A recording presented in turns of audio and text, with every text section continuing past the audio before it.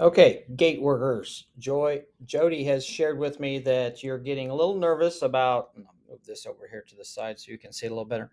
About confirming digital tickets. So here's how easy it is. The person will come up and they will have this on there. If they have this, you just tell them click. They should know to click on tickets.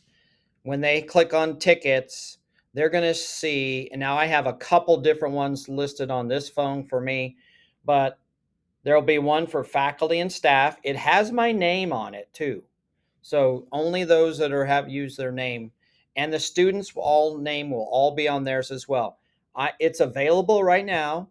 I'm going to click use pass, and it says, it gives me an alert. This is only for authorized staff only.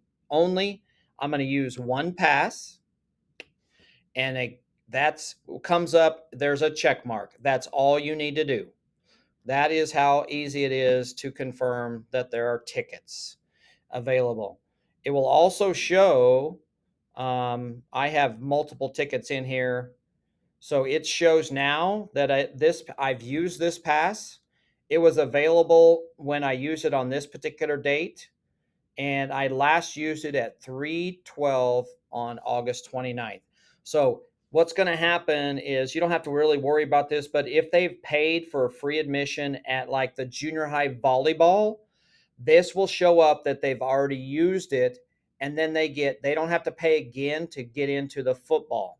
So they will be able to prove that they have used this ticket, and anybody else that uses a ticket, say if it's very similar to the exact same way, they'll pull it up.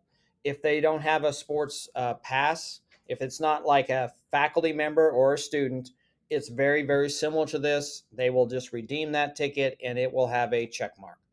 Thank you very much. Hopefully that helps you a little bit.